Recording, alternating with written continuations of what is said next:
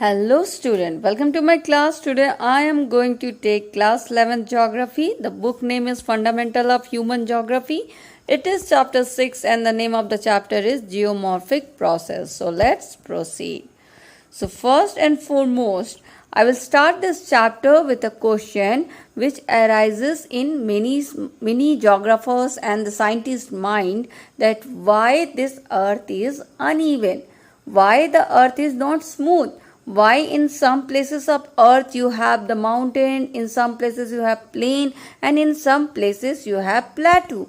So what are the reason for the various landform present on the earth? So answer for this is the various landform formed on the surface of earth is because of the endogenic and the exogenic forces. What is endogenic and exogenic forces? Endogenic forces are those forces which act inside the earth's surface, and exogenic forces are those forces which act on the surface of the earth. So these exogenic forces actually include those agents which do the wearing down of the relief features, which do the erosions of the relief features, and this process is called gradation. Gradation is of two types. Gradation can be A gradation or it can be D gradation. In A gradation, what happens? The size increases. The size of landform, its height increases because the material get deposited there and the height of the surface increases, and it leads to the formation of some landform. And in degradation, what happened? The existing landform, they reduce in the height and their small particles are separated from them. So A gradation and degradation are the two types of gradation. And this happen in exogenic forces.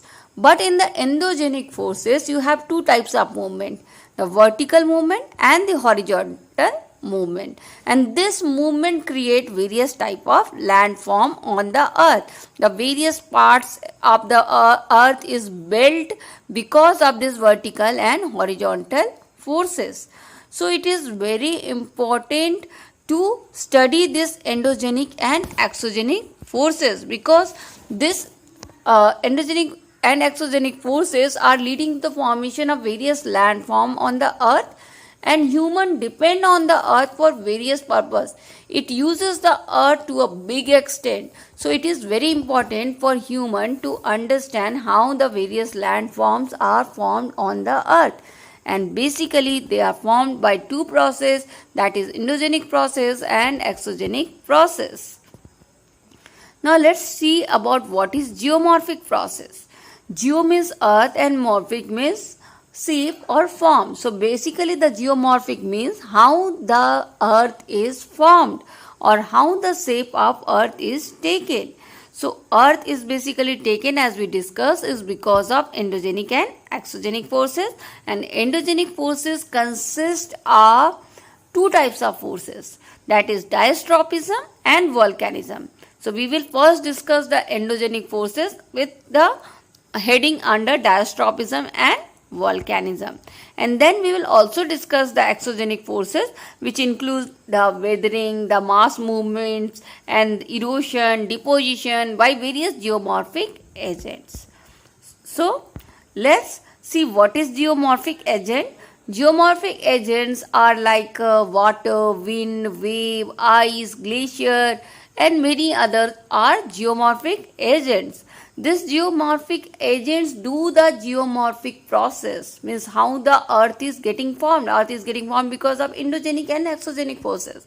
So this geomorphic process is taking place through various geomorphic agents which actually perform the geomorphic process. Gravity and the gradient is also a type of geomorphic process. They are like a agent. They also help in geomorphic process. So let's first read about endogenic process.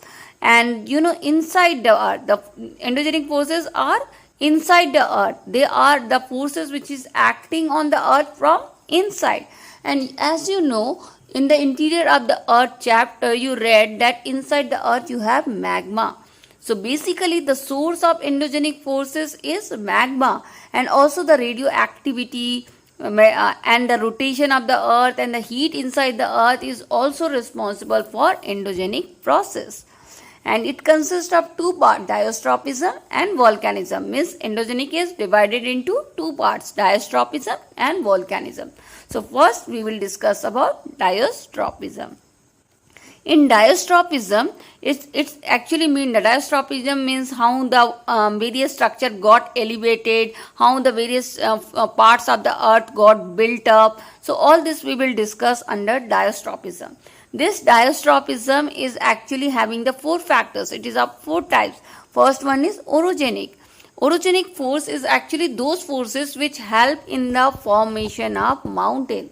So basically it is a mountain building force. Oro means mountain and genic means origin. So from where the mountain is getting its origin. And it is actually getting into origin from the various movement, and these movements are actually the horizontal movements. As in the that chapter interior of the earth, you read about the convergent movement leading to the formation of Himalayan mountain. So it is actually the horizontal movement. What's happened? One plate from this side come here, and another plate from this side come this side, and they bump each other and they converge into each other. One get above the other and one get below the another plate. And when these two plates get bumped with each other, so one is getting above the another plate, and this is actually leading to the formation of mountains.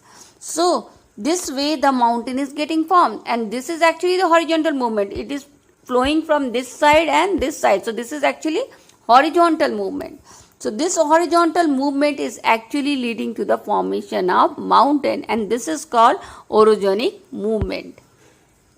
Then under diastrophism, the second part is epirogenic movement. Epiro means land and genic means origin. So basically this is a vertical movement, and this is the movement which explain you how the continent has been formed.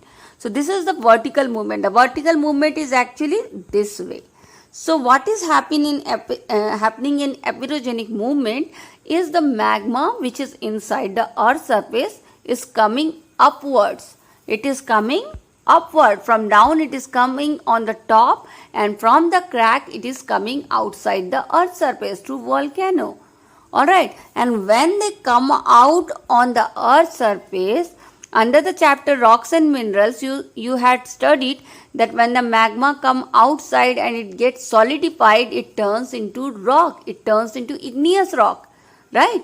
So magma is coming from inside on the surface of the earth, and then it is getting solidified and turning into rock, and then this rock is ultimately leading to the formation of soil, because all the soils are ultimately formed out of rock. And this soil is the only base of formation of the continent, because all the continents are formed with rocks and soils only. Alright, so this way the epirogenic movement is giving rise to the continent formation. The third factor under diastrophism is earthquake, about which we have already discussed in the interior of the earth chapter. And the next factor under diastrophism is plate tectonic movement, which have three types of movement. You already read in the previous chapters. You read about the convergent movement, divergent movement, and the transform movement. So all this process, all these four factors are the parts of diastrophism: the orogenic movement, the epirogenic movement, the earthquake, and the tectonic movement. And all these endogenic movements are giving rise to various types of landform. So endogenic forces is actually divided into two parts, diastrophism and volcanism. Under diastrophism, you had this four subpart, and under volcanism, we will read now. Under volcanism, which is the second part of endogenic force, this is actually volcanism is what? When the magma comes out from the volcano and leads to the formation of intrusive and extrinsic volcano form, is rock form. Alright, and about the volcano, we will not go in detail, because in this chapter also the the lesson chapter has not gone in detail about the volcanism, because already we have discussed about volcanism under the chapter interior of earth. So under volcanism we will read this much only, that in the volcano the magma come outside the surface of the earth and form intrusive and extrusive volcano form. Now we will discuss about the exogenic forces. As I told you that the land forms made on the earth by two processes, endogenic process and the exogenic process. So we have already discussed the endogenic process and its subpart diastrophism and volcanism. So now we will deal with exogenic process. See, this exogenic process is the process on which the various agents are working on the surface of the earth and leading to the formation of new landform on the surface of the earth. So these are actually mostly the atmospheric factors and atmospheric agents which are mostly controlled by the sun. Alright. Because how this is controlled by the sun? Because the various agents like wind is flowing because of the sun movement. The wave is also controlled by the sun, and various other agents are actually controlled by the sun itself. So sun is the ultimate source of exogenic forces. And also beside this atmospheric agent, the gradient and the gravitation also play important role. What is gradient? This is gradient. Gradient is the slope of the any landform like up mountains or the hill or the plateau. Gradient is this slope. This slope is called gradient. Alright. So this gradient also one of the agent of exogenic process. I will explain in the further studies how. And gravitational pull is also one of the exogenic process agent, because the pull which is put by the earth on the object make the object falls downwards. So this is also one of the forces of exogenic process. See, gravitational forces, how it act? Actually, the gravitational forces put stress on the objects. Suppose this is the rock, and on this rock the gravitational forces are putting the stress, and it is pulling it downward. And when it is pulling it downwards, then what is happening? There is a break happening on the surface of the rock. The surface of this gravitational pull put the stress on the solid surface, and this solid surface get some pressure from inside. They are getting attracted to downwards, and the pulling force is being applied on them, and this led to the stress on the solid surface, and this solid surface get broken away and the material fall down. And this is the role of gravitational force. They are putting the force on the objects and producing a stress on the object, and then these objects are pulled downwards, and because of this stress they fall downwards, and this leading to the erosion or leading to the movements of the material downwards. And this forces this gravitational force, when act on in the earth matter, this is also called shear stress. Shear stress is the stress which separate it is the separating forces which separate the things or particles from the objects. So gravitational pull also actually act like a pulling factor, and it separate the particles from the object. So it is also one of the exogenic process or the exogenic agents. Beside this, you also faces the molecular stress. See, all the objects are made up of molecules, and in molecule the stress are produced. How the stress is produced? The stress can produce by various methods. Like it can be produced because of the temperature. Because what happens, anything when it is heated by the sun ray or by any other form, if the object is heated, it actually expands. Anything when it is heated, it expands.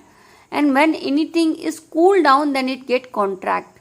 Alright. So when the object is expanding and when the object is contracting, this is creating weakening of the molecules of the solid surface.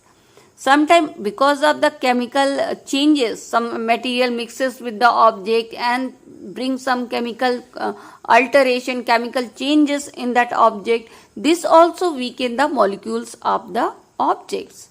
So melting also weaken the melting. In the melting they get contract, the object get contract, and because of this also the weakening of the molecules of the solid surface happen. So whenever the molecules of a solid surface get weakened away, it get broken away, and this breaking away leads to erosion and weathering, and so this is also causing the geomorphic process or the exogenic process or the weathering or erosion of the objects. And beside this, there are various other agents like temperature and rain. It is two important climatic factors which actually leads to erosion and weathering of the objects. This temperature and rain, they both are actually dependent on sun and latitude. How? Because if you go on the higher latitude near the polar region, there the temperature is very low. But when you come downwards near the equator, if you come near the equator, then the temperature is very high. In the equatorial latitude, the temperature is very high. What is the reason behind this? Because the sun ray is falling directly on the equator and very slanting on the polar zone, and that's why the temperature is actually decided by the latitude and the sun, and rain is also decided by latitude and the sun. Because in the polar region, when the temperature is less, then less evaporation will take place and less cloud will form and less rain will happen there. But in the equatorial region, the temperature is high, so more evaporation of water will take place, more cloud will form and more rain will happen. So this temperature and rain also vary from region to region, and it depend on latitudes and sun, and this also do erosional and weathering activity. And beside this, exogenic process is also called actually denudation process. Denudation means stripe up or uncovered things. Like in this exogenic process, what is happening? The erosion of the material is happening. All right. The erosion is happening, the weathering is happening, and in this weathering what is happening? The particles is being removed from the object, and this is called uncovering of the object or stripping away the particles of the objects. So this is also one of the name of exogenic process. And now we will see how this in the same climatic region, sometime what happen in the same climatic region, the same rock is there, but one rock is showing more erosional activity, more weathering process, and another rock is showing less erosion and less weathering process. And why this is happening? Why in the same climatic place, in the same climatic region, two rocks is showing different erosional and weathering activity? And this is happening because of the material of the rock, the types of the rock, the resistance capacity of the rock, the structure of the rock. See, all the rocks are not of the same type, right? Some rocks are hard rock and some rocks are soft rock. So soft rock get eroded faster and the hard rocks get eroded very slowly. So it can be because of that, the types of rock. It can also because some rocks are more resistant to water but less resistant to air. But some rock are more resistant to air but less resistant to water. So you don't know what is the characteristic of that rock. So that's why the different rocks show different types of erosional and weathering process even in the same climatic region. And this exogenic process is actually very slow process, and it takes lot of time, and it happen in a very small quantity, and you can see its effect in a very long run. Alright, you cannot see the exogenic process suddenly, because every day the mountain is being eroded, but you cannot see the erosion of the mountains. It will happen in millions of years. Alright, so though the exogenic process are continuously working, but you cannot see it with your naked eyes, you cannot see its effect in a very sooner time. It will have its effect in long run. So Now let's read some exogenic geomorphic process. What are those geomorphic process which is coming under exogenic process? One is weathering. So it actually have so many process, but first we are going to discuss about weathering. So what is weathering? In the weathering, what is happening? It can be in the weathering. It is actually the in the action in which the particles of the earth is removed. It is a mechanical degradation of the land, or you can say chemical decomposition of the rock also. In any way, either it is mechanical degradation, or it is decomposition is happening because of the chemical change. But what is happening? The degradation of the land is happening in weathering process. The landform height is being decreased and its particle is being removed. And it is this action of degradation of land or weathering is happening because of various elements of the climates or weather. Its agent can be climates, it can be because of the climate, it can be because of the vegetation also, it can be because of the topography also. Because this vegetation also sometimes erode the material, because the roots of the plant goes inside the soil, and inside the soil you have the rock, and they break the rock, they put pressure on the rock and break the rock, and leads to the weathering process. Topography also help in weathering process. So all this factors is leading to weathering. And now when you know what is weathering, it is removal of the particles from the landform. Now let us read what are the various types of weathering. It is actually of three types. The first one is chemical weathering process. What is happening in the chemical weathering process? The weathering is happening because the chemical composition of the substance is being changed. So weathering is happening because the chemical alteration is happening, the chemical change is happening, the composition is changing, and so the weathering is happening. For example, solution. What happens when you mix the rock in a solution and you dissolve the rock in the solution, then the rock wither away, the rock get eroded, and this called weathering. And another way of chemical change, weathering is carbonation. In this, what is happening? When the carbonate and the bicarbonate react with the minerals of the rock, the weathering of the rocks happen. Alright, so these are the two processes of chemical weathering. It have many more processes. We will discuss about that also. In the chemical weathering, you also have the hydration process. In hydration, what is happening? Sometimes what is happening? The water is being added to the rock, and when water is being added to the rock, it expands the rock. When water goes inside the rock, it expands the rock in its size, and it also increases the weight and the volume of the rock, and make the pressure on the rock from inside and split the rock, and this led to the weathering of the rock. The another way of chemical weathering is oxidation. In oxidation, what is happening? The oxygen which is present in the air is reacting with the rocks and producing the oxide and hydroxide with the rock, and this is actually disturbing the rock and leading to the weathering of the rock. The another way of chemical weathering is reduction. It is completely opposite of oxidation. In oxidation, what is happening? More oxygen is being added to the soil, in the rock, and in the reduction, what is happening? The oxygen is being removed from the rock. Alright, so how the oxygen is being removed from the rock? See, some rocks which are underground rock, or the rocks deep inside the water bodies, there you have the shortage of the oxygen.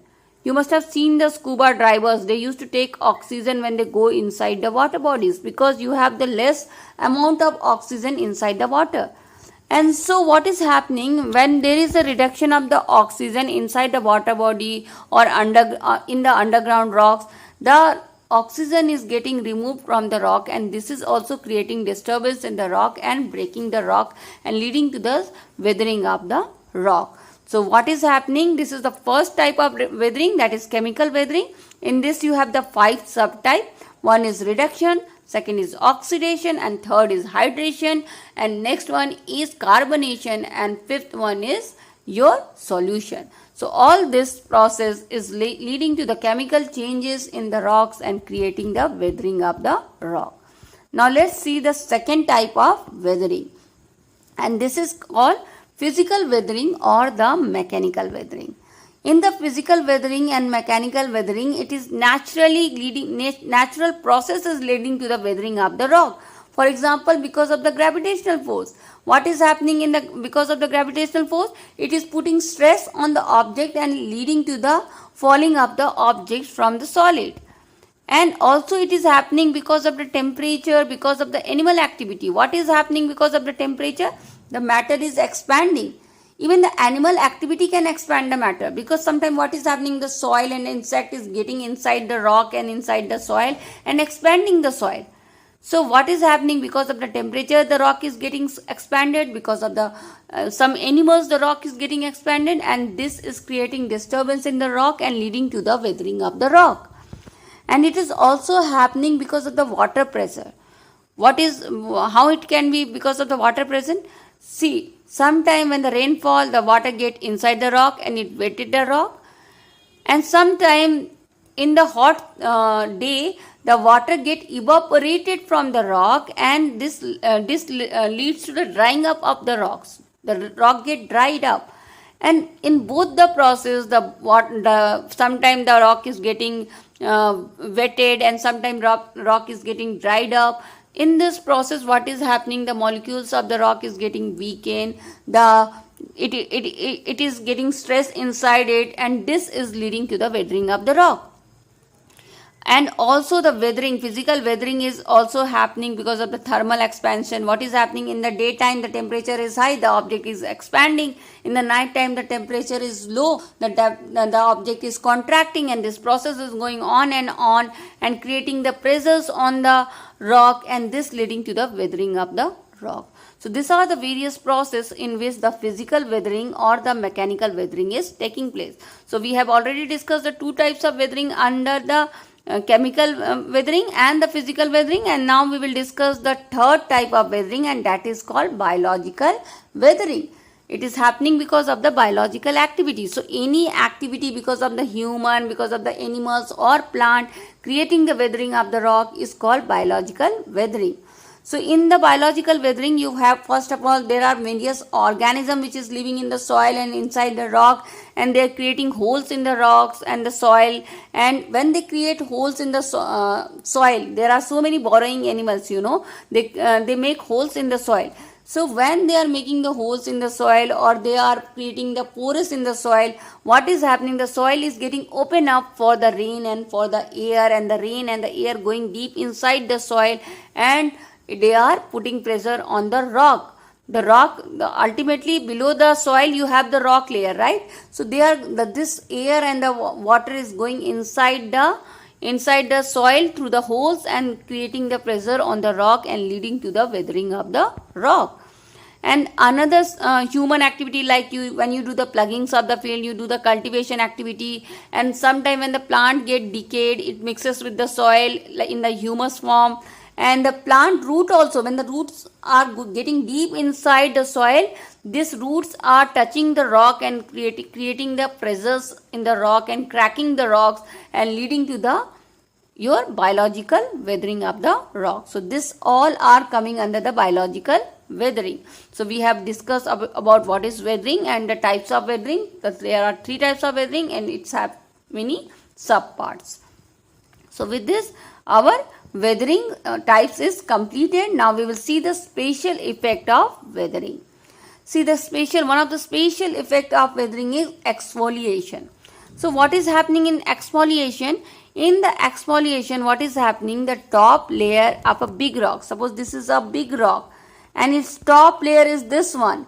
And in this top layer, what is happening? The pressure is being created by the top rock under the downwards rock is getting pressure from the top rock. The underlying rocks are putting pressure on the rocks below it. And when this pressure is created continuously, and also because of the temperature, that sometimes the temperature is leading to the expansion of the object, and less temperature is leading to the contraction of the object. So what is happening? First of all, the rock is getting pressure from the top, and then expansion and contraction because of the temperature is happening, and because of this, what is happening, this top layer get loosened away and fall downwards, and this process is called exfoliation. Alright, so now let's see the significance of weathering. So there are many significance of the weathering. This weathering is of course the natural process. It also have its usefulness. First and foremost, it leads to the formation of the soil, because when the rock is get weathered away into particles, these particles actually turn into soil, and soil, as you know, is very important because we live on the soil, everything grow on the soil. Soil is the home of biome and various biodiversity.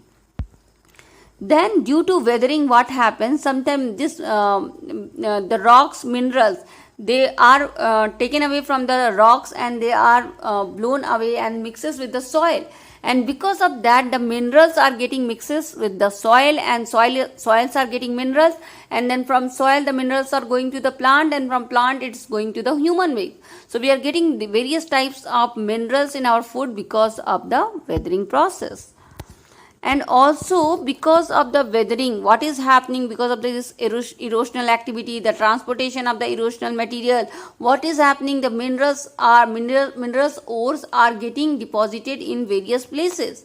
And as you know, the minerals are formed from this ore, and minerals are the basis of the development, because every industry need the minerals. So ultimately these minerals are leading to our economic development. So all these are the significance of weathering. Now after completing the weathering part of the exogenic process, we are going to deal with the second part of the exogenic process, that is mass movement.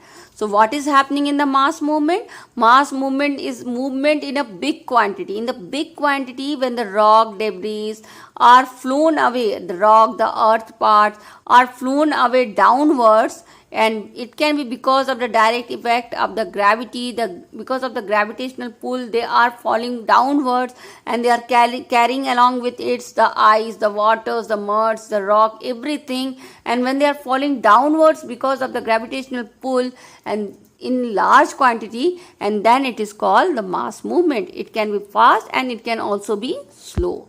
So now let's read the various reasons for the mass movement. Why this mass movement is happening? It can happen because of the many reasons. It can happen because of the gradient. What is gradient? This slope is gradient. This slope is gradient. Slope is when you something goes from top to the downwards. So when this gradient is there and this gradient is very steep, when it is steep, it make the object fall from the top towards the downwards, and this leads to mass movements. And it also happen because of the removal of support from the below. Suppose this object is there, this landform is there, and you remove something from this side, some material, or you are making something below this and removing some part of this from the below. When you remove something from downward side, the connection between top and bottom get loosened away, and the top parts fall downwards. So what is happening? The removal of support from the below is making the object fall downwards. Also because of the overloading or adding something in the object or material leads to the mass movement. When the object is already saturated and you are still adding something on it, going on adding and adding and adding, and this can lead to mass movements or falling of the quantity of the object in a big amount. Overloading can also happen because of the heavy rain. In the heavy rain, what is happening? So much of water is falling on the rock, and the rock is already saturated. It cannot absorb any more amount of water, and it's already saturated. It cannot absorb any more. Then what is happening? It becomes lubricated. Lubricated means slippery, and when it becomes slippery, it will fall downwards. The mass movements also happen because of the removal of material or load from the original slope surface. So when you remove something, not only from downward, from anywhere, if you are removing some material from an object, it get loosened away and it fall down in a very big way, and that can lead to mass movement.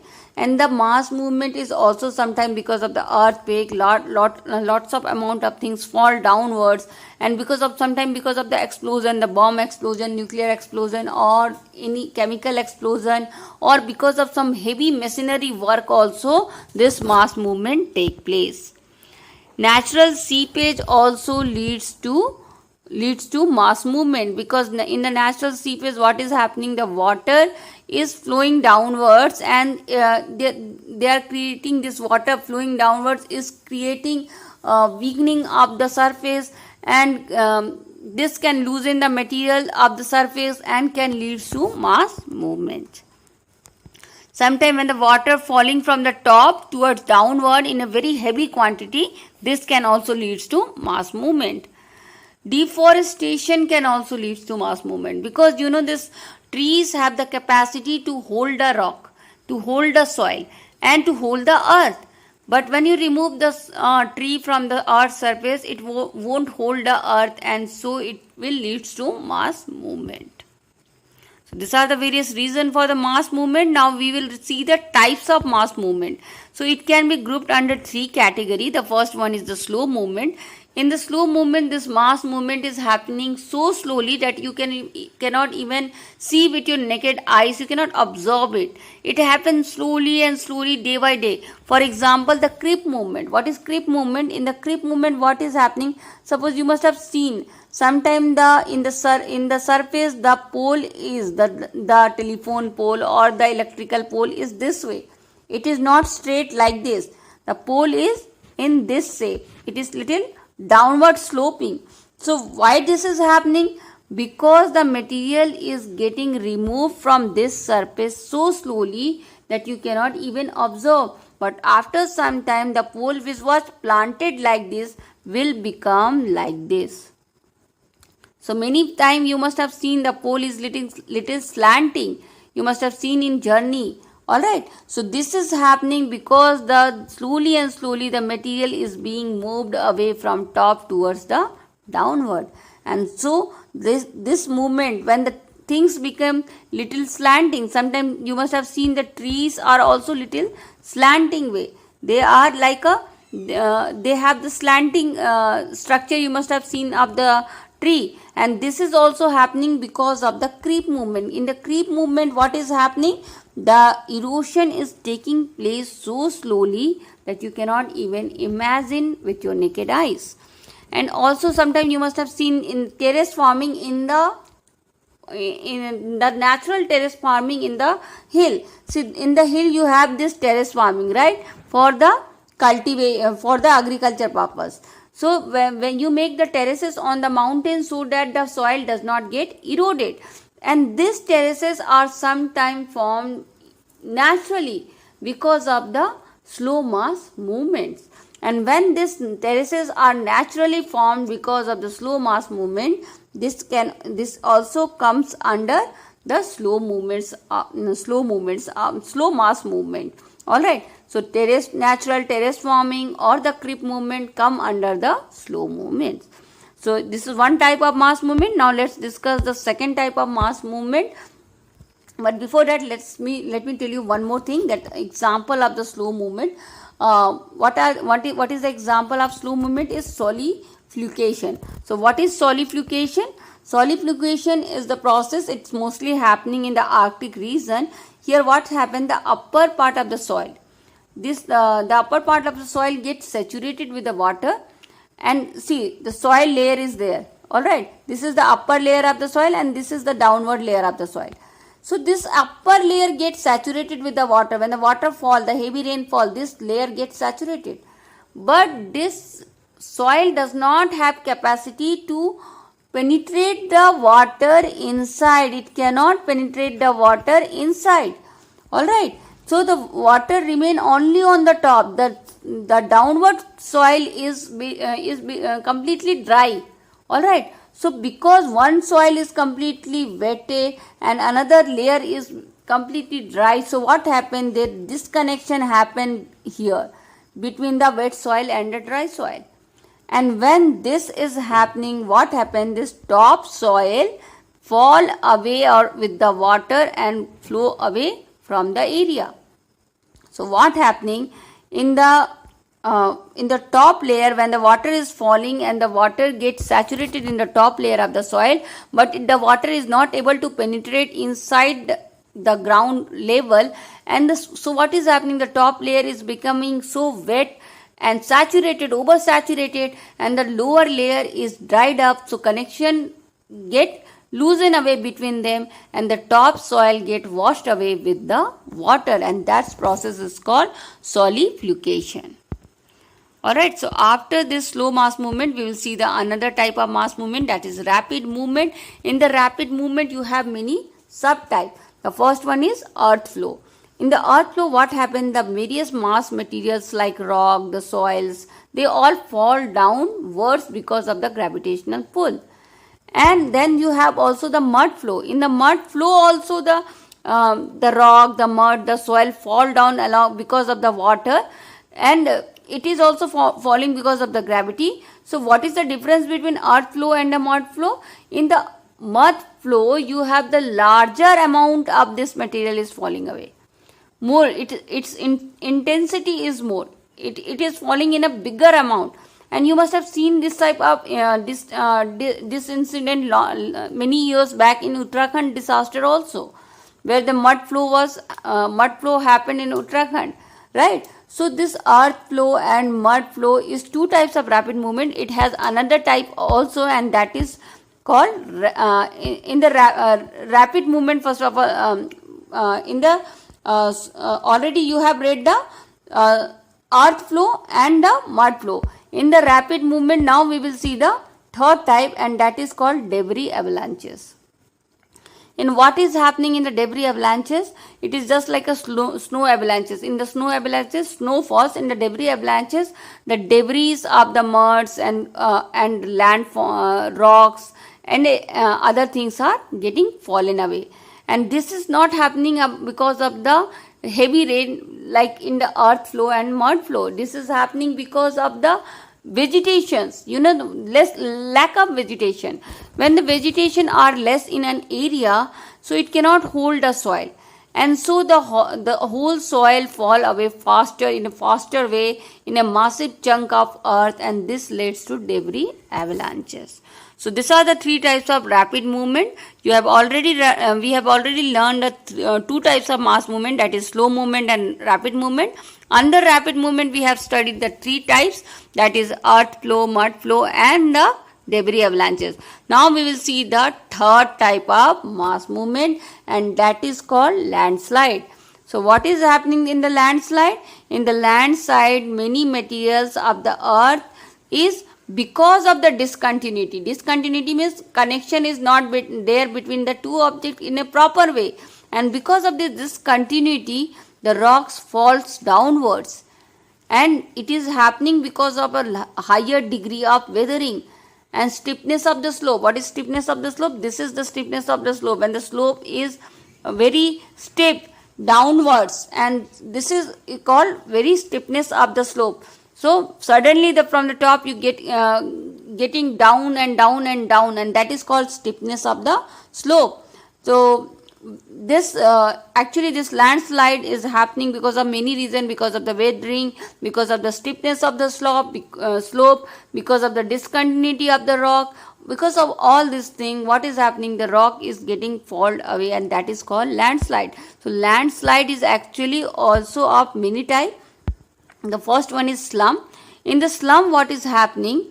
Suppose there is a mountain. So one part of the rock is loosen away, and it become loose. And so when it become loose, what happen? It can become loose because of many factors. It can become loose because of the gravitational pull, or because of the expansion and contraction. So this part is getting loosened away because of the stress.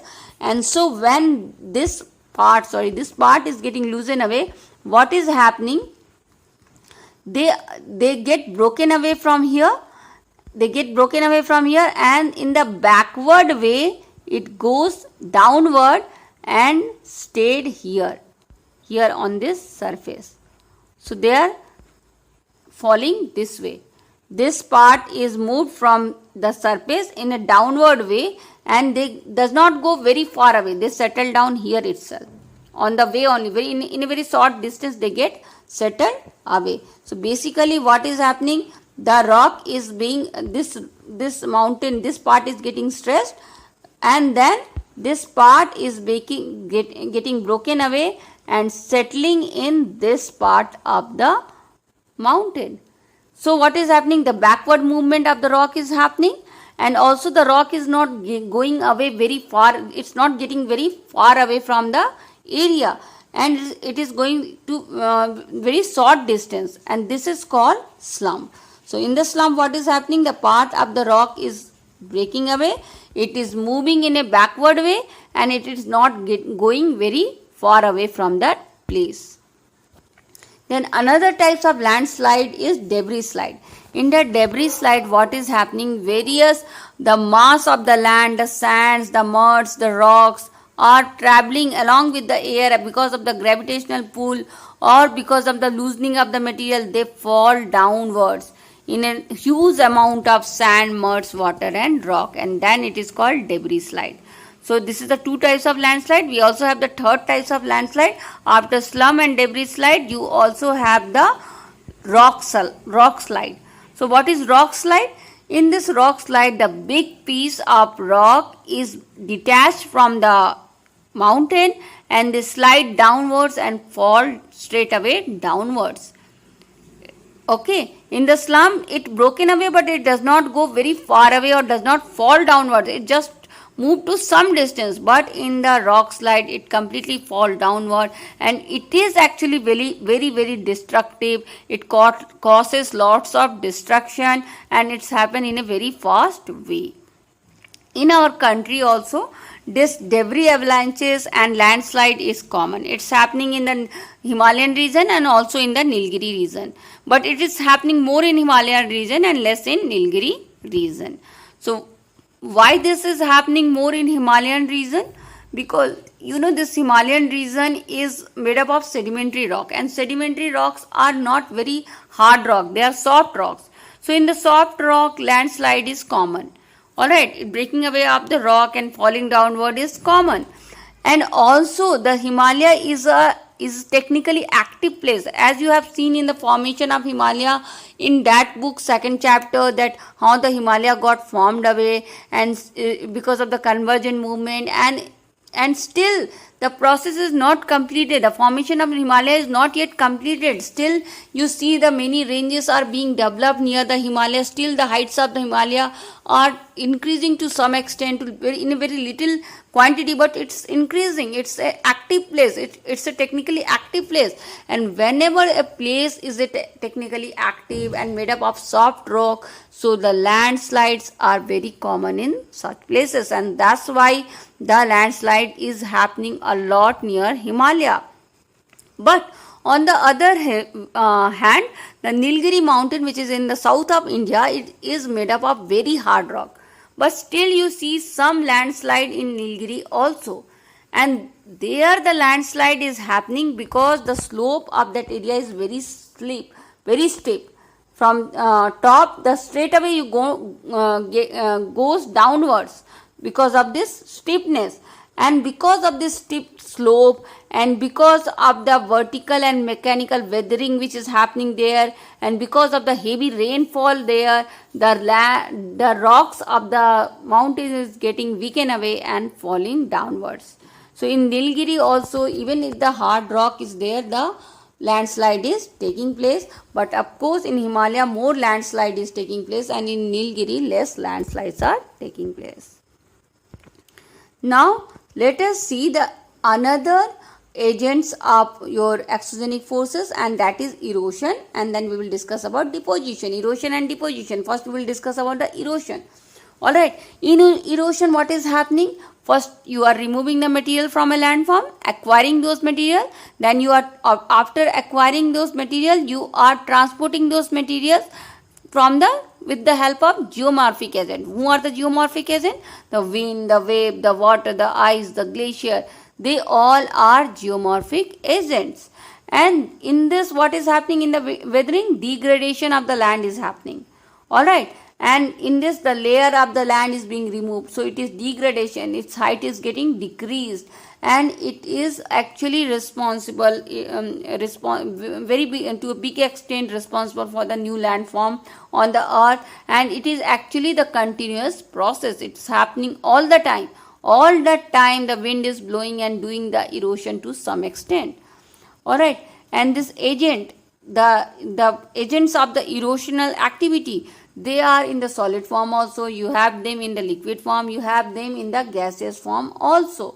Like in the solid form you have in the form of glacier, in the liquid form you have in the form of water and ice, and in the gaseous form you have this agent in the wind form. So these erosional agents are in all the form. Now it is actually controlled by the climate, and all the agents of the atmosphere is actually controlled by the climate, but the underground waters and the waves, they are not controlled by the climate.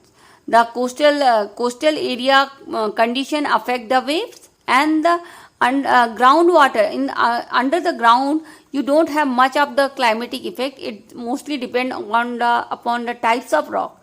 Suppose the rock is hard, then less erosion will take inside with the when the in the underground rock, when the rock is very hard, then the groundwater will do the less erosional activity of that rock. But if the rock is soft and it allow the water to penetrate itself, or it can dissolve in the water, then it can lead to lot of erosional activity and formation of new landform. And when the rock inside the underground, they react with water and form the different landform, it is called karst topography. Now we will discuss about deposition. Already we discussed about erosion. In the erosion, what is happening? The material is getting eroded away and they are taken by the erosional agent. And when this erosional agent, this geomorphic agent, take away the material from of erosional material, they take away from with them. When they carry them, after some time, what is happening? They are losing their energy, and then they are trying to settle those materials. So they are taking away those material, and then they try to settle those material. And because the speed is decreased, after some time the wind speed will decrease, and it has to settle down those erosional material to some place. And when they settle down this material, the coarse, rough and hard material and the big size material, they deposit it in the beginning only, because they cannot carry this heavy material to a big long distance, and the fine particles are taken to little far away, and then the fine particles are being deposited. So when the wind is taking the coarse objects and the fine particles, they are first depositing the coarse material, and then they are depositing the fine materials. And this process of deposition is called aggradation of the land. Erosional activity leads to degradation of the land, but the depositional activity leads to aggradation of the land, because it is depositing on the land and they are increasing the heights and leading to the formation of new landform. So it is called aggradation. Now we will study about the soil formation. As you know, in the weathering you have the best part of weathering is one that it's leading to the soil formation. The most important aspect of weathering is leading to the soil formation, and soil formation is a dynamic medium. It is also made up of decaying material, and it is very important and needed for the growth, because the plants also grow on the soil, many animals live in the soil, and various other activities done in the soil. And so soil is very important, and soil is not same everywhere. In different places you have the different types of soil. Every soil has its own physical characteristic, its own chemical composition, its various other types of different types of biological activity take place in every types of soil. And this biological activity actually stop if the temperature is very less, and it increases when the temperature is very high. Alright, in the cold climate, in the dry climate, this biological activity decreases, but in the high temperature and high rainfall area, the biological activity increases. So all this is leading to the soil formation. So now we will see how the soil is getting formed. See, the process in which the soil formation is taking place is called pediogenesis, and the person who study about the soil formation is known as soil pedologist. All right. And this soil formation, how it is taking place? It is taking place because of the weathering by the geomorphic agent. See, when the rain and the wind or the plant root or any animals or any other things, when they are penetrating inside the rock surface, and they are breaking away the rock, and when they break away the bedrock, the rock, then fine particles are removed from the rock, and those fine particles are actually turning into the soil, and in this way the soil is getting formed. And then what happened after the soil formation? The humus is being added in the soil by the bacteria, the various plant bodies, the various dead remains of the living organism. All this plant, bacteria and the dead remains add the humus parts of the soil, and in this way the soil formation is completed. Now let us see what are the factors which leads to different types of soil. You know, everywhere you have the different types of soil. It basically depends on 5 factors which decide the soil formation. The first one is parent material. See, actually the soil is getting formed from the rock. So what are the qualities of the rock will come in the soil also.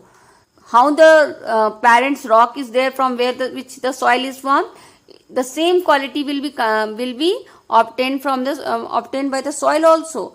The texture of the rock will come in the texture of the soil, the structure of the rock, the minerals found in the rock, the chemical of the rock, same chemical, same minerals, same structure and texture of the rock will be given in the soil also.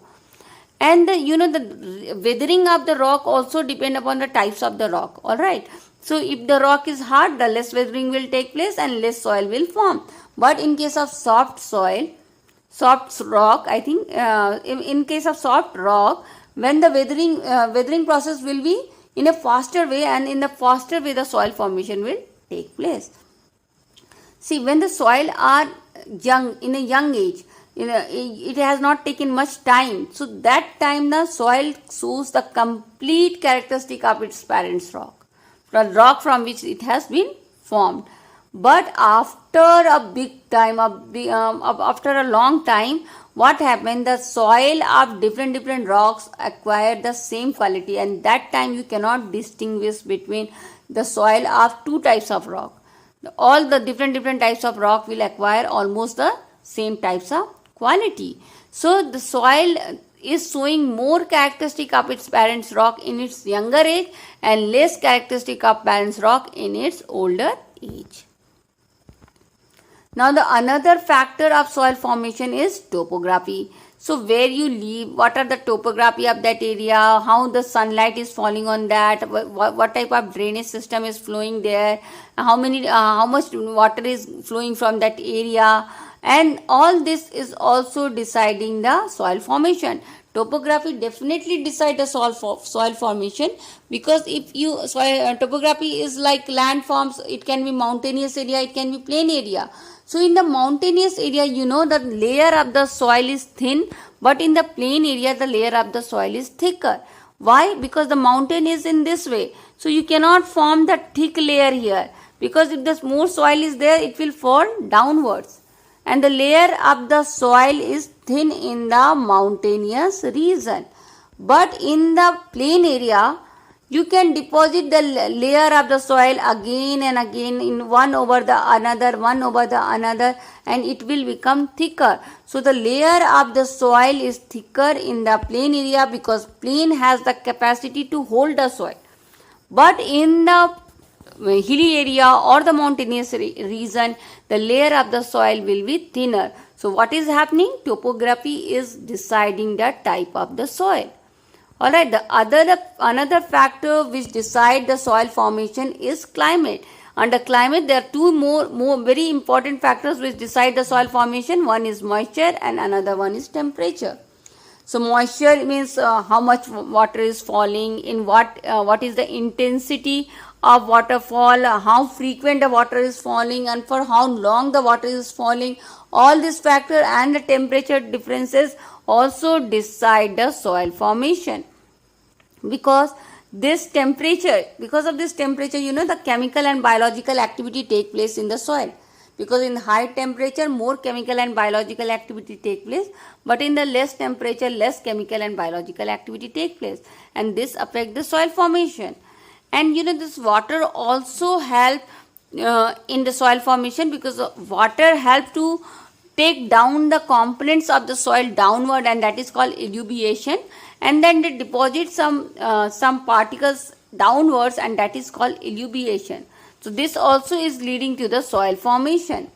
And under the climate, we can see the example of the equatorial region. In the equatorial region, what is happening? The water is removing the calcium, the sodium, the magnesium from the soil, and also removing the silica from the soil, and this process is called desilication, because they are removing the silica, and so it is called desilication. So this is going because of the water in the equatorial region. In the dry region, where the temperature is very high and evaporation is taking in a more higher speed, the precipitation is less and the evaporation is more. At that time, what happened? The water evaporate and the salt remain downward, and it turned the crust into hard pan. So when the salt is remain downward, it turn hard, and it is called hard pan. So hard pan is being formed because of the hot temperature in the place. In the tropical region, where the precipitation is there, lot of precipitation is there in the tropical region, because in the tropical region the temperature is high, evaporation is high, so lots of precipitation, lots of rainfall in tropical region. So in the tropical region, what is happening? The calcium carbonate nodules are being formed, because this precipitation is acting with the rock there, and they are leading to the formation of calcium carbonate there, the calcium carbonate nodules. This calcium carbonate nodules is called kankar in Hindi. So because of the precipitation, the kankars are being formed in tropical region. Now let us see another things about the climate. In the temperature also decide the soil, because the temperature increases and decreases, so the chemical and biological activity also increases and decreases, because high temperature, then high chemical and biological activity, and low temperature, so low chemical and biological activity. So definitely in the tropical zone, you will or in the temperate zone, because of the high chemical and biological activity, the soils are more rich in humus. But in the frozen tundra, you have the another types of soil, because the less chemical and biological activity take place, because tundra is a cool place, and in the cool place, less chemical and biological activity take place. So these are all factors of climate which affecting the soil formation. So we have already discussed the three factors. Now let us see the biological activity which helping the soil formation. See, the flora and fauna found in a place also affect the soil formation, because the different types of flora and fauna, when they decomposes, mixes with the soil and form the organic matter of the soil. Moisture retention capacity is also decided by the flora. Okay, because the plant can hold a moisture. More moisture can be holded by the plants, and nitrogen fixation is also done by the some microorganism in the soil, and so in this way biological activity is happening in the soil and leading to the better soil formation. In the cool area and in the warm region, the bacteria activity actually decreases.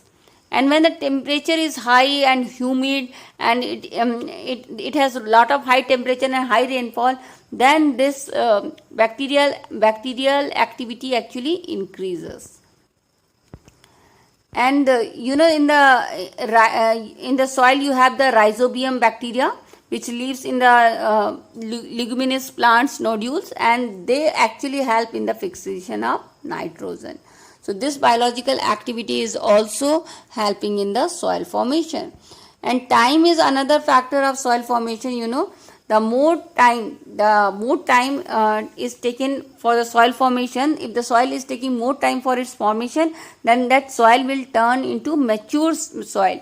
But if it is taking the less time for its formation, then the horizon of the soil, the different layer of the soil will not well developed and it will not be matured and fertile enough for cultivation.